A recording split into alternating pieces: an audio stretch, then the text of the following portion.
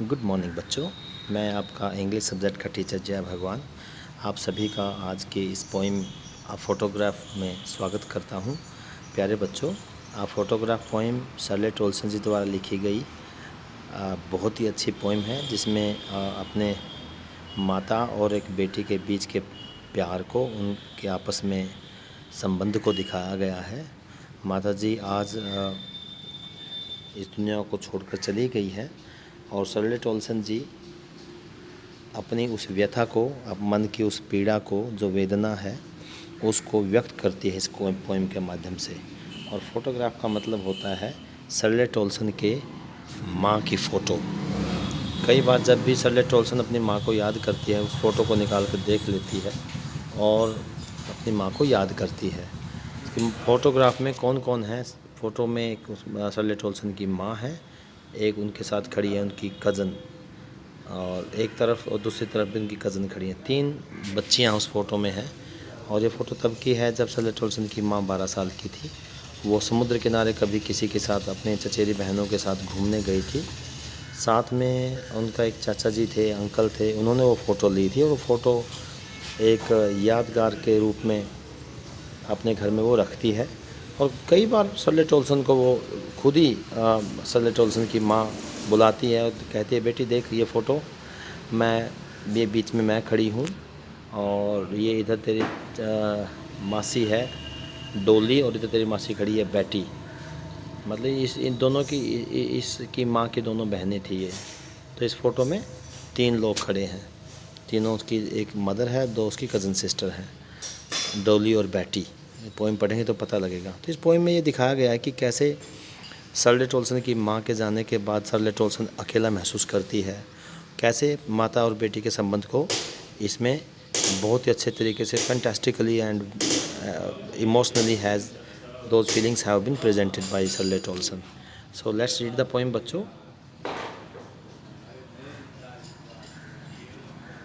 The cardboard, cardboard का मतलब यहाँ पे है फ़ोटो। शोज़ मी, मैं देखती हूँ, हाउ इट वाज, कि ये फ़ोटो थी। ये जो कार्डबोर्ड का मतलब फ़ोटोग्राफ है, ये फ़ोटो जो है ये कैसे आई, कैसे थी, ये बनी कैसे। When the two girl cousins, when the two girl cousins, 2 लड़कियाँ कज़न, चचेरी बहनें, वेंट पैडलिंग। पैडलिंग होता है जैसे साइकिल के हमारे पैडल नहीं होते, पैरों से हम चलाते हैं। यहाँ पे समुद्र किनारे हैं, पानी में चल रही हैं, पैडलिंग मतलब पैदल चल रही हैं दोनों चचेरी बहनें। ईच वन, प्रत्येक ने, दोनों चचेरी बहनों ने, एक एक ने, होल्ड पकड़ रखा है, one of my mother's hands, मेरी माँ के हाथ को। एक ने उधर वाला हाथ पकड़ रखा है, दायां हाथ, एक ने बायां हाथ पकड़ रखा है। तीनों आपस में एक दूसरे की बाह पकड़े समुद्र किनारे पानी के अंदर से चल रहे हैं। And see the big girl, और मेरी माँ सबसे बड़ी लड़की थी उनमें उम्र में, बिग गर्ल, सम 12 ईयर्स और सो, उसकी उम्र शायद 12 साल की थी उस समय जब ये फ़ोटो ली गई। तो मेरी माँ शायद उस समय 12 साल की थी, और सो या फिर 13 साल की होगी, ऐसा लिखा जाता है। And all 3 stood still to smile. देखो बच्चों, स्टूड स्टिल टू स्माइल, सा की साउंड बार बार रिपीट हो रही है। स्टूड स्टिल टू स्माइल, सा, स्टूड में सा, स्टिल में सा, स्माइल में सा। आपने हिंदी में पढ़ा होगा, चारू चंचल चंचल किरणें, च की साउंड रिपीट होती है। इंग्लिश में, हिंदी में कहते हैं उसको अनुप्रास अलंकार, और इंग्लिश में इसको बोलते हैं एलिट्रेशन। एलिट्रेशन,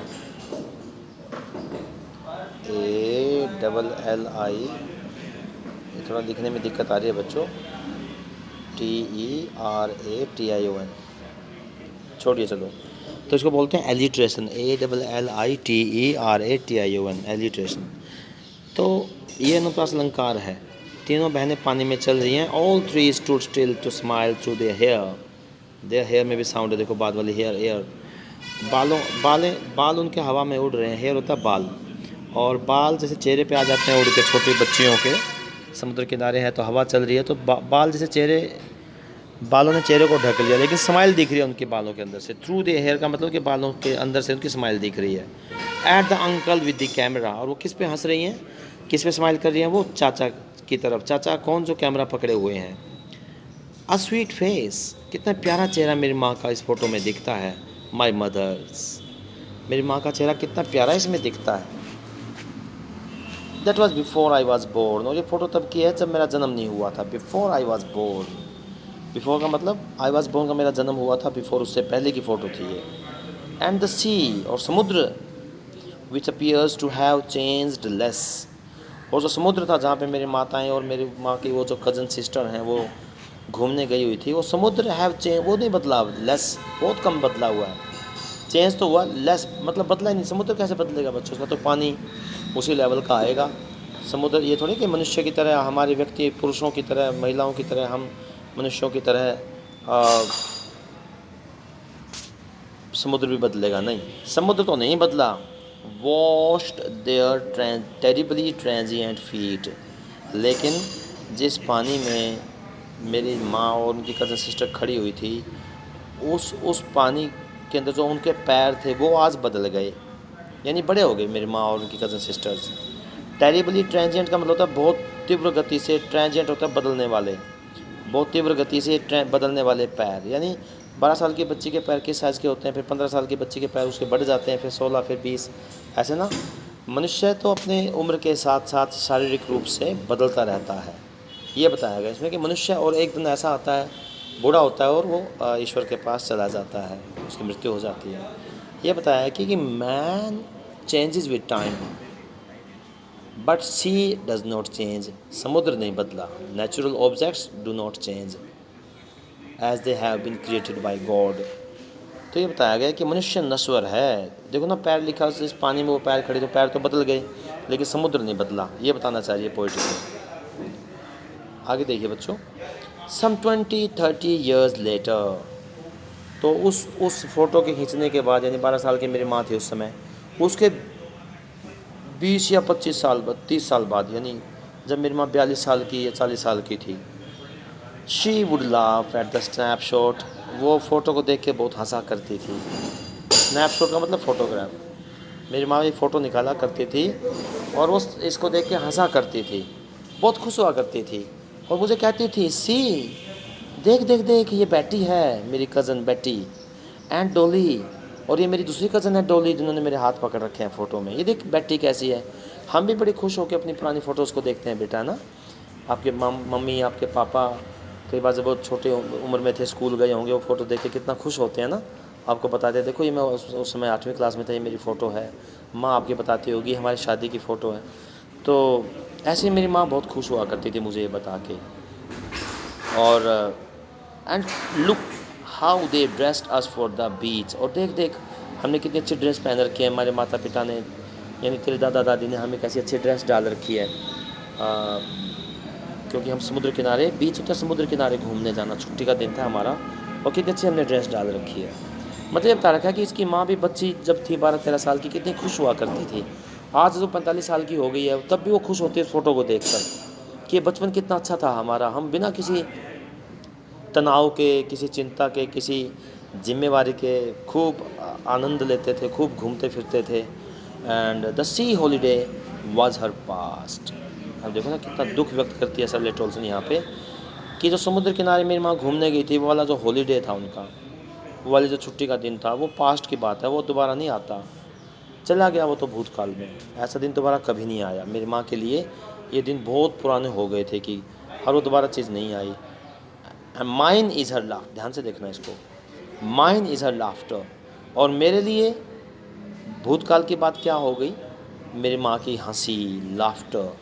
जैसे मेरी माँ दोबारा समुद्र किनारे कभी घूमने नहीं जा सकी बड़ी होने के बाद, वो पास्ट की बात हो गई। मेरे लिए मेरी माँ की वो हंसी पास्ट की बात हो गई।